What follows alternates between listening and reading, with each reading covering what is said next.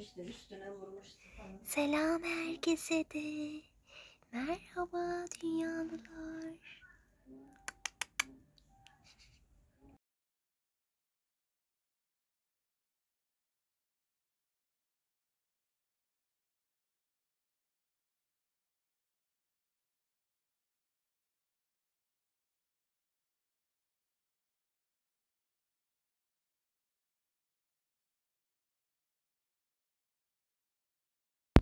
Merhaba örgücü arkadaşlar, hoş geldiniz. Bugün bu inanılmaz derecede havalı, güzel olan çantamızın yapılışını göstereceğim sizinle. Çantamda yine ben kağıt ip kullandım. Bir kağıt ip hastası olarak. Yapımı çok kolay, çok basit. Ben bu renkte daha önce yapıp kullanıyordum. Ama anlatımımda bu rengi kullanacağım. İhtiyacımız olan bu. Ardından 4 numara tığımı kullanacağım. Bakın bir de etamin iğnemiz lazım. Malzemelerimiz bu kadar. Hazırsanız hadi başlayalım. Orta gevşeklikte toplam 46 tane zincir çekeceğim.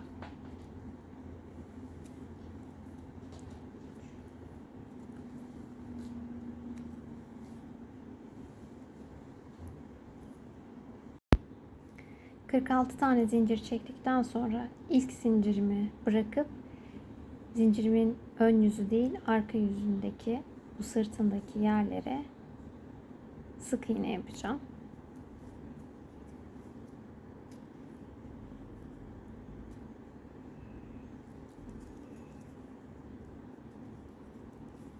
Toplamda 45 tane sık iğne olacak.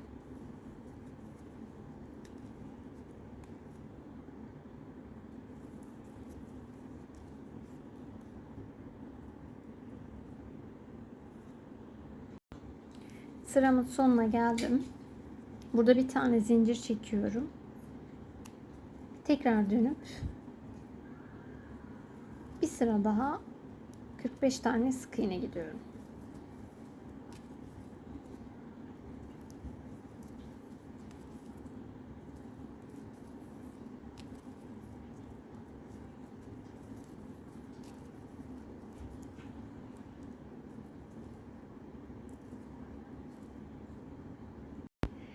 Sıramın sonuna geldim. Burada bir tane zincir çekiyorum. İşimin diğer yüzünü çeviriyorum. Ve bu sıraya geçtikten sonra sık iğnelerde sayarak ilerliyorum. Öncelikle 5 tane sık iğne çekeceğiz. 2 3 4 ve 5. Beşinciye geldiğimizde işaretleyicimizi 5. sık iğnemizin başağından geçirip kaybolmaması için koyacağız. Artık modele geçiyoruz burada. İkili trabzan yapacağız. Şimdi ikili trabzan yapacağım. Bu ikili trabzanımı ilmeğimin bittiği yerdeki sık iğne değil, bir sonraki sık iğnenin alt sırasındaki sık iğnenin gövdesinden geçirerek yapacağım.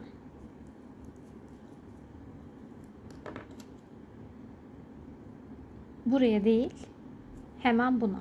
Bir tanesini atlamış oluyoruz yani. Tığıma ipimi doluyorum. Bir tane ikili trabzan yapıyorum. Ardından ilk başağı atlayıp ikinci başağın tepesine bir tane sık iğne yapıyorum. Bakın burada bir tane başağı atladık. Bu da zaten buradaki ikili trabzana denk geldi. Tekrar tığıma ipimi doluyorum. Birinci sıradaki değil, ikinci sıradaki sık iğnenin altındaki iğneden ilmeğimi geçiriyorum ve bir tane ikili trabzan yapıyorum. Bir sonraki sık iğnemi ise bir tane başağı atlayarak hemen yanındakine batıyorum.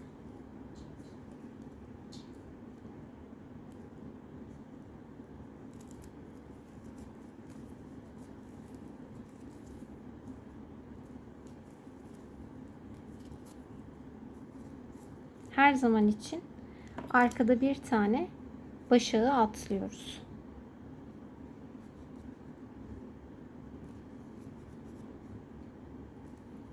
Bu da bu yapmış olduğumuz ikili trabzanın boşluğunu tamamlıyor. Ve bir sonrakine sık iğne yapıyoruz. Tekrar doluyorum. Bakın. Buraya değil. Hemen ikincinin altındaki yere. Yani bu kısma bir tane ikili trabzan yapıyorum. Ve bu birinci başağımda hemen arkadaki ikinci başağıma geçip bir tane sık iğne yapıyorum.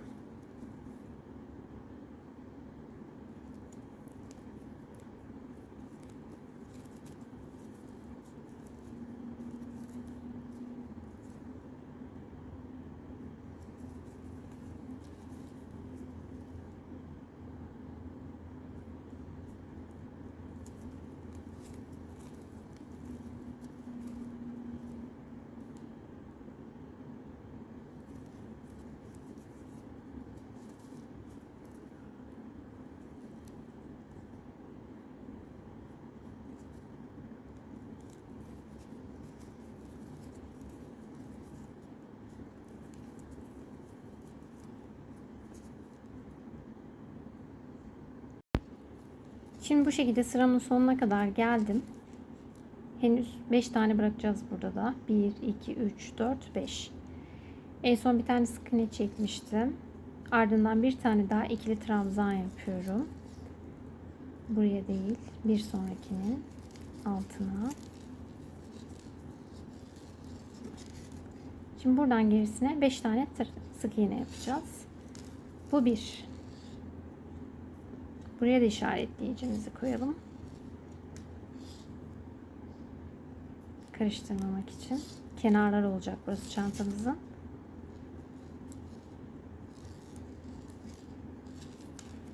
İki, üç, 4 ve 5.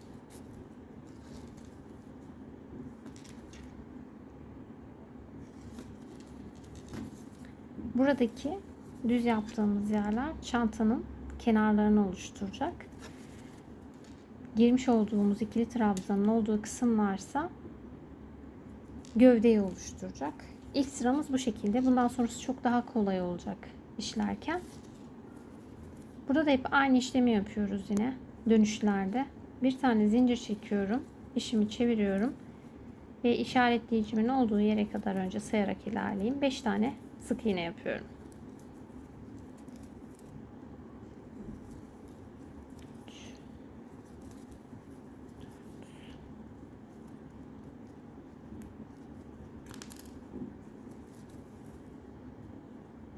Ve 5. Tekrar işaretleyicimi takıyorum karıştırmamak için. Bunu asla atlamayın. Şimdi tüm ikili trabzanlar bu yüze bakacağı için arkaya döndüğümüzde yapacağımız tek işlem sık iğne yapmak. Her başağın tepesine birer tane sık iğne yapıyoruz. Toplamda 45 tane sık iğnemiz olacak. Bakın her başağın tepesine bir defa batıyorum. Çünkü bu çantamızın iç yüzü. Model diğer tarafta görünecek.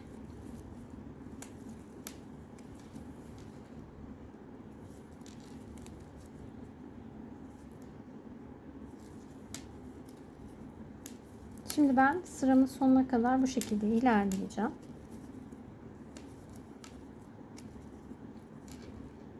İşaretleyicimi de her zamanki gibi buraya geldiğimde çıkarıp tekrar 5 tane kalmasını karıştırmamak için tekrar takacağım. Burada da sıramın sonuna geldim. Dediğim gibi bu sıra tamamen sık iğneden oluşuyor. 45 tane. İşaretleyicimi de 5.'ye kala tekrar taktım. Bir zincir çekiyorum. Diğer yüzünü çeviriyorum. Yine buradaki modelin aynısını yapacağız ama bu sefer daha kolay olacak. Yine sayarak ilerleyelim. 5 tane sık iğne çekiyoruz. 1 2 3 4, işaretleyicimi çıkarayım, 5 ve sonra geri takayım. En önemlisi. Şimdi burada yapacağımız işlem çok basit.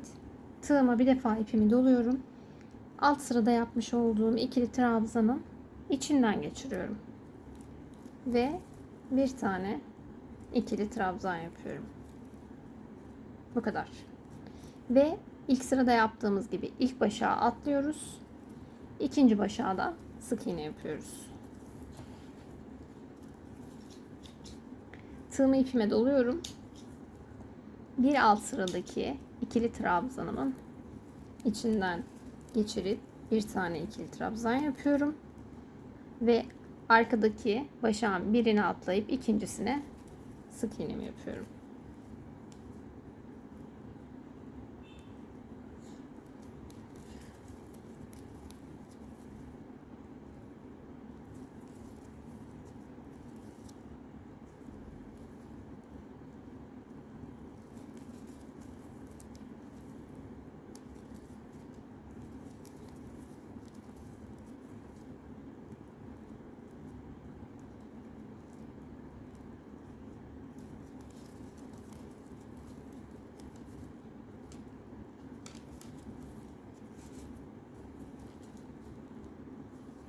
Model bu şekilde ilerleyecek.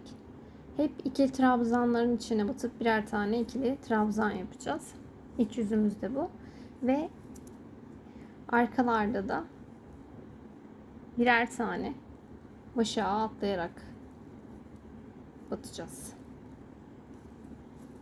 Şimdi ben bu işaretlediğim yere kadar bu işlemi tekrarlayarak ilerliyorum.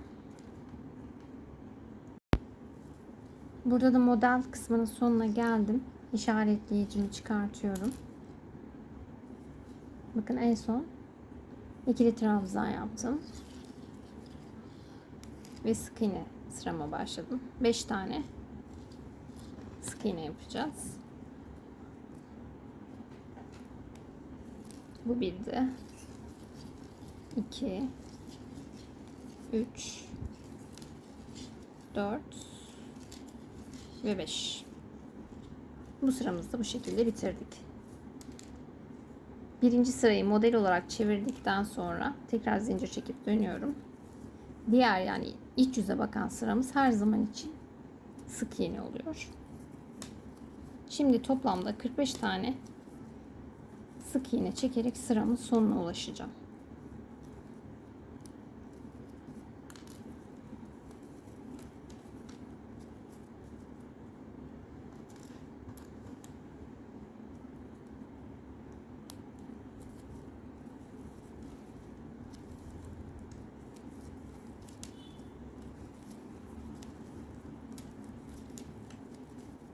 Her başağın tepesine sadece bir defa batıyorum.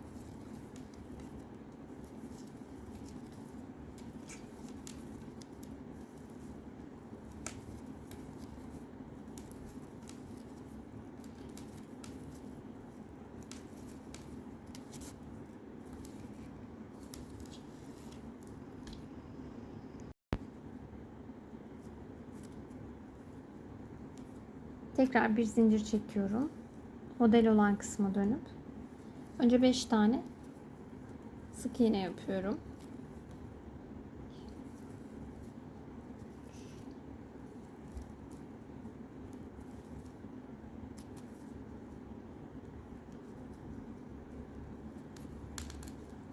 Ay.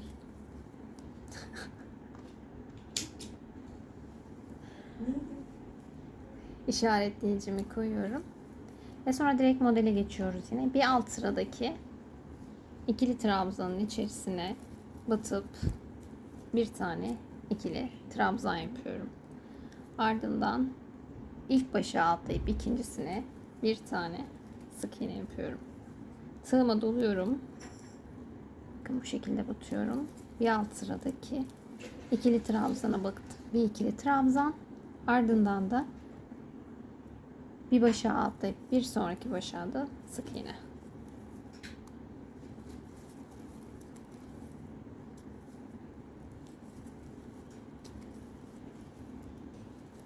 İlk sıraya geçtikten sonra model artık kolaya bağlıyor. Çok hızlı bir şekilde ilerlemeye başlıyorsunuz. Şimdi ben toplamda bundan gövdeyi oluşturacak sıraya 31 tane yapacağım. Bir sıramız modelden oluşuyor. Geri dönüşümüz ise sık iğneden oluşuyor. 45 tane olması önemli. Ve burada araçlarınızı, yani işaretleyicilerinizi unutmayın. Ben şimdi 31 sıraya tamamlayıp geliyorum. Şimdi toplamda 32 sıra yaptım ve sıramın sonuna geldim. Burada bir zincir çekip ipimi kesiyorum. Bu çantamızın bir kanadını oluşturdu. Şimdi çantamızın şu kısımlarından başlayıp taban kısmını yapmaya başlayacağım. Bu kestiğimiz yönüydü. İç yüzeyini çeviriyorum burada. Ve 5 tane sık iğne bırakıp modele geçiş yapıyorduk. Yine buradaki 5. sık iğnemi yerinde bırakacağım. Şöyle biraz yaklaştıralım.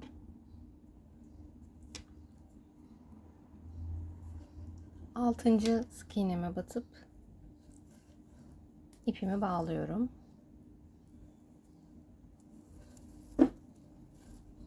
Ardından sayarak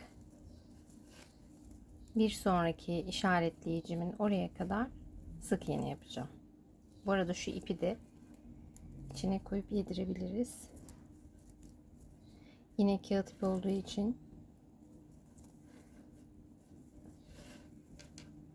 idare etme sıkıntısı yaşıyorum. Her sık iğnenin her başağın tepesine batıyorum bir alt sıradaki.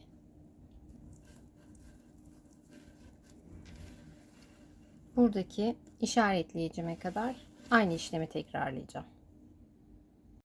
Bu işaretleyicime kadar geldim. Toplam 35 tane sık iğne oldu. Burada bir tane zincir çekiyorum ve çantamın ön yüzünü çeviriyorum. Yine model yapmaya başladığımız kısma denk geleceğiz. Burada kanatta yaptığımız işlemi tekrarlıyorum yine. Bir zincir çektim. Direkt tığıma ipimi dolayıp alttaki yapmış olduğum ikili trabzanın içerisinden geçirip bir tane ikili trabzan yapıyorum. Ardından bir tane sık iğne yapıyorum. Tekrar ikili trabzan ve bir tane sık iğne. İşlemimiz hep aynı. Arkadaki başak önde yapmış olduğumuz ikili trabzana denk geliyor. O yüzden sık iğne ile başağımızın ikili trabzanımızın sayısı da yine 35 tane oluyor. Şimdi bu şekilde sıramın sonuna kadar gideceğim. Toplamda taban için 12 ya da 13 sıra yapmayı planlıyorum. Yapacağımız işlem dediğim gibi geri dönüşlerde sık iğne. Ön yüze geldiğimizde de bu modelin aynısını tekrarlayacağız ki bu tabanı bu şekilde yukarı doğru çıkartalım. Ben 12 sıra yapacağım. Duruma göre de değişebilir. Şimdi birazcık daha işim üretip hemen geliyorum. Tabanda da sıramın sonuna geldim. Burada yaptığım işlemde ikili trabzan yaparak bitirdim. Bir tane zincir çekiyorum. İpimi kesiyorum. Daha sonra yedirip yok edeceğim onu. Buradaki sıram toplam 12 tane oldu. Şuradaki kabartmaları sayarak tam sırayı belirleyebilirsiniz siz de. Şimdi ikinci kanadımızı yapmaya başlayacağım. Bunun için önden 5 tane zincir çekeceğiz. Önce ipimi bağladıktan sonra tığıma 5 tane zincir çekiyorum. 1 2 3 4 ve 5. İlkini saymıyoruz. Diğerlerini sayıyoruz. Diğer çektiklerim 5 tane. Şimdi burada işimin sağ tarafındaki köşeye geliyorum. Bakın. Şöyle biraz yakınlaştırayım. Daha belli olsun. Çünkü burada bağlama kısmındayız. Burada yapacağımız işlem bu 5'ti. 6.'yı burada görmüş olduğunuz zincir çekip döndüğümüz yer burası. İç yüzeye bakan başağın ilmeğinden ilmek kaydırma yapıyorum. Daha sonra sayarak ilerliyorum zaten. Bu 7. Her başağın diğer iç yüze bakan yüzlerine batarak ilmek kaydırma yapıyorum ki ikinci kanadımın başlangıcını ekliyorum. Bakın. Bu şekilde.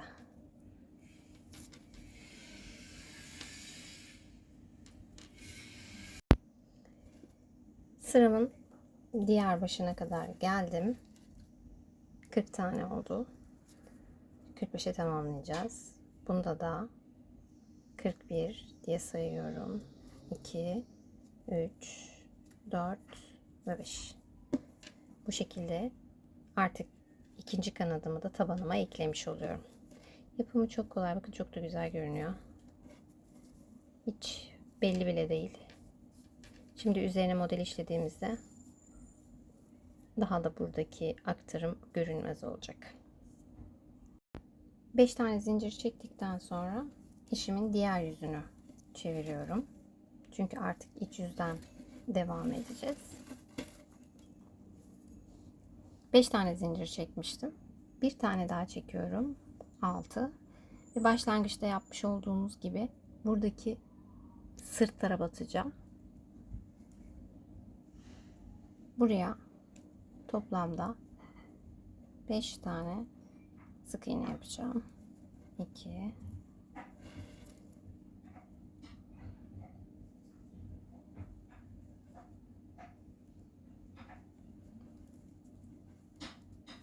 3,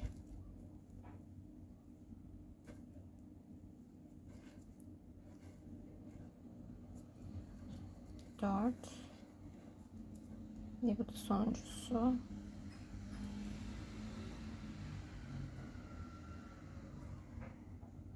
Bu birazcık zor oldu. Ama batmayı başardım. 5. 5 tane sık iğne yaptık buraya. Yine bir alt kanatta yaptığım gibi işaretleyicimi 5.'ye takacağım. Ne olur ne olmaz. Sırayı kaybetmeyelim. Şimdi burada batacağımız yerleri göstereceğim. Direkt bu şekilde iki başağa batıp 6. sık iğnemi çekiyorum.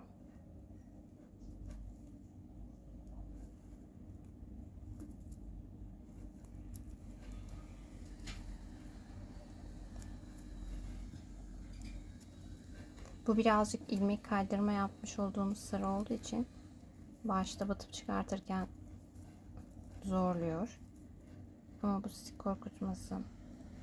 Zaten bunu yaptıktan sonra tekrar en basit olan model tarafına geçiş yapıyoruz.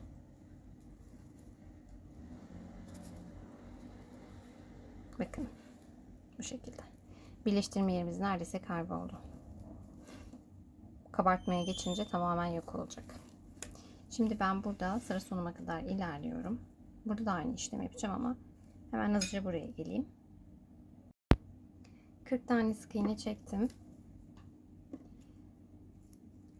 Son 5'imizdeyiz. Yani ekleme yaptığım yeri neredeyse bitirmek üzereyim. Burada da aynı mantık. Zincirimizin içi değil sırt kısmını yapıyorum yine.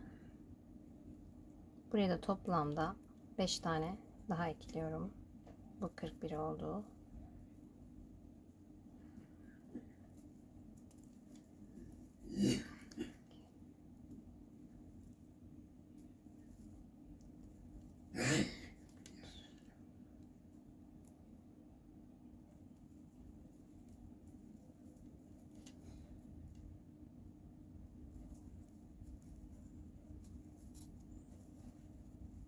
Toplamda 45 tane sık iğne yapmış olduk.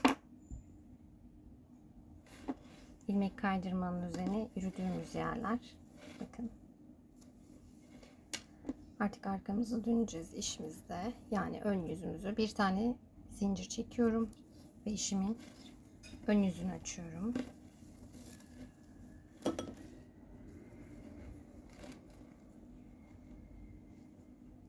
Beş tane sık iğne yapacağım yine.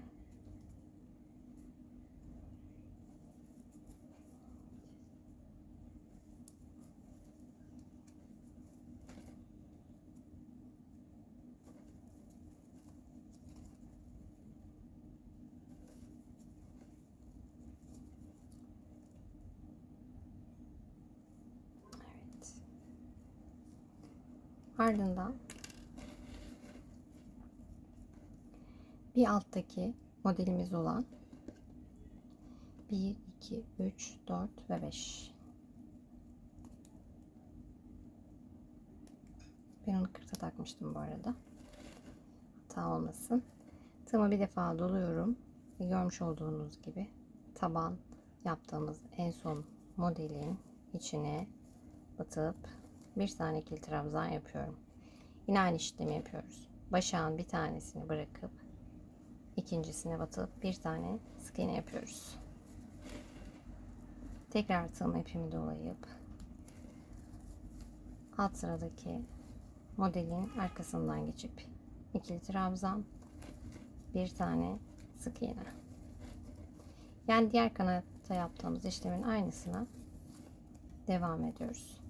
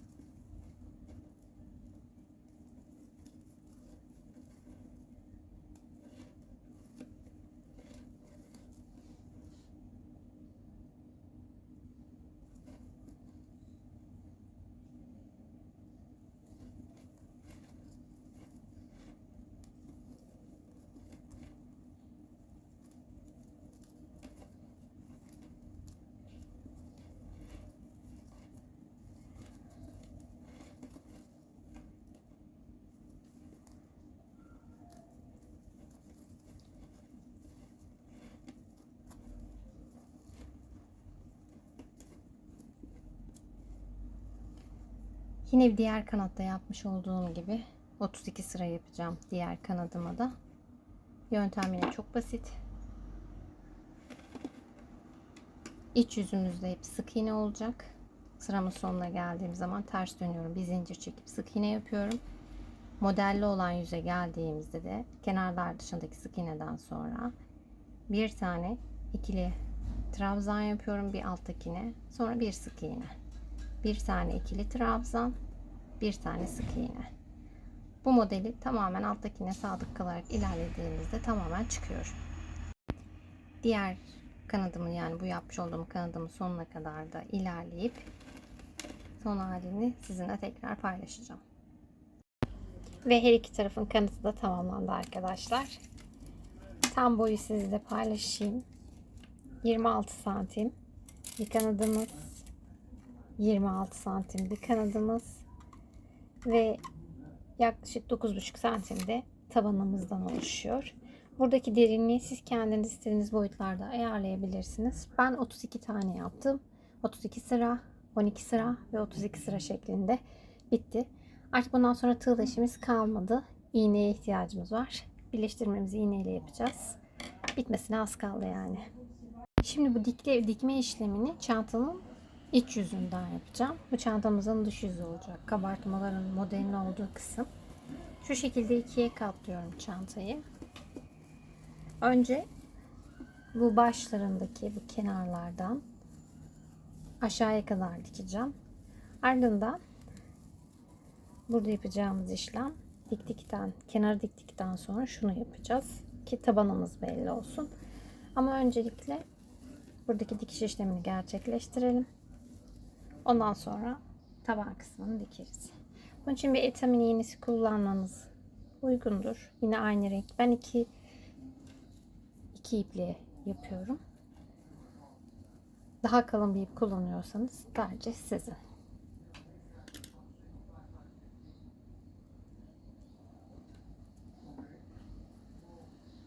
karşı karşıya denk gelecek şekilde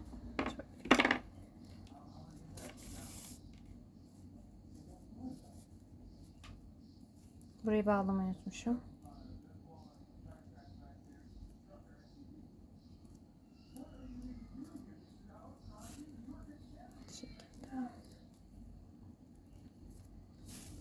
Üstten dikiyorum. Önemli olan her boğumun karşı karşıya gelmesi. Dilerseniz makineyle de yapabilirsiniz bunu.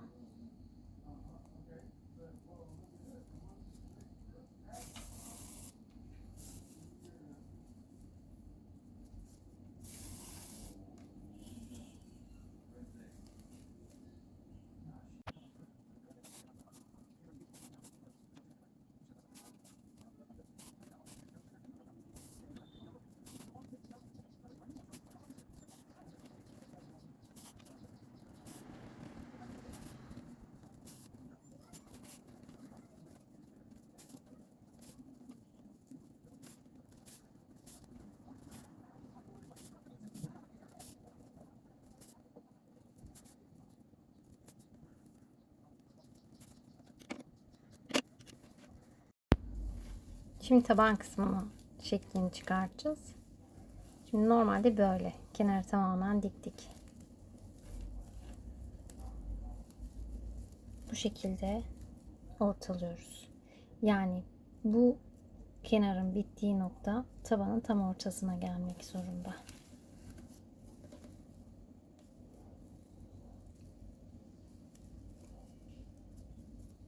Evet. Tam bu şekilde. Şimdi buradan başlayacağım.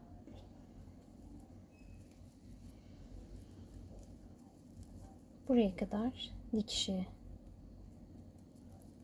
işlemini gerçekleştireceğim. Bu sefer tek kat yaptım. Önden şöyle bir düğüm atmak istiyorum.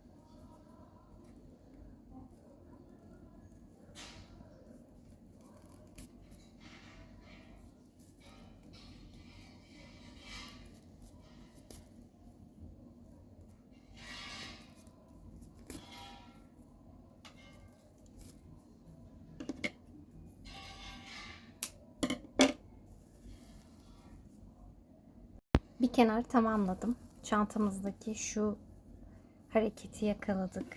tabanında da bu görüntü. Şimdi ben burayı da aynı şekilde dikip buradakinin aynısını yapacağım. Bakın. Normalde görünecek yüz bu. Dikiş oldukça güzel görünüyor. İçi de aynı şekilde. Şimdi ben bu kenarda dikip tamamlayıp askılamaya geçeceğim. Hemen hazırlayıp geliyorum. Bakın bu da çantamızın dışarıdan görünümü. Çok güzel oldu. Şöyle üçgen şeklinde olması gerekiyor zaten. Ve modeli zaten inanılmaz güzel. Şimdi askılamaya geçeceğim. Bu çantamı tarttım. Kullandığım ipim 250 gram. Çok da ip harcamamışım. Bu arada bu ipimin dokusu çok ince. Normal kullandığım kağıt iplere göre. Bu benim kullandığım çantam. Yine aynısı. Aynı ölçülerde, aynı boyutta hepsi. Buna da 300 gram ip kullanmışım. Bu ipimin bir de kalınlığı bir tık daha kalın. Daha yoğun ve ağır bir yapısı var. Yani arada 50 gram fark ediyor. Siz de elinizde 400 gram kadar ip bulundurursanız inceliğine göre rahat bu boylarla bir çanta yapabilirsiniz. Hemen boyutlarını da sizinle paylaşayım. Şöyle sadece tabana kadar 28. İğnemiz sık iğnelerden ibaret 33. Tabanımız zaten bu çantamda 9,5 santim. Diğeri de aynısıydı. Askı boyunda kendi omuz ölçünüze göre yapabilirsiniz. Her iki renkli de çok güzel oldu. Her ikisi de yaz için güzel. Bu birazcık daha soft. Ama oldukça başarılı bence. Askılama yöntemini de yaptım arkadaşlar. Bu askıyı daha önce yapılışını göstermiştim, zincir olanı. Çok basit. Bu şekilde ekleme yaptım. Sadece dışarıdan. Kendi omuzuma göre ayarladım. Siz de omuz ölçünüzü alıp ona göre ayarlama yapabilirsiniz. Hepsi tamamlandı. Gayet de büyük, güzel bir çanta oldu. Yapılışı sizi korkutmasın. Çok basit bir çanta gördüğünüz gibi. Ve içine neler alıyor bir bakalım. Burada renk inanılmaz güzel. Bayağı bir de geniş. Tabletim sığıyor. Şöyle yapsam daha iyi sığacak. Kitabım da sığıyor. Ve içine daha sığacak bir sürü yer var. Çok sık iğneli bir işlem yaptığımız için sarkma yaratmaz. Çok rahat kullanabilirsiniz. Neden dersiniz? Çünkü ben zaten daha önce yapmış ve kullanmaya başlamıştım. Hiçbir şekilde sarkma yapmıyor ve astarsız kullanıyorum. İçinden hiçbir şey de düşmüyor. Çünkü inanılmaz derecede sık işlemişiz. Bir de çanta kağıt ipten yapıldığı için çok hafif bir olayı var. Yani içine bir şey koyduğunuzda ağırlık yapmıyor. Enteresan bir şekilde. Kullanımı da çok güzel. Dilerim beğenmişsinizdir. İzlediğiniz için çok teşekkür ederim. Kendinize iyi bakın. Hoşça kalın.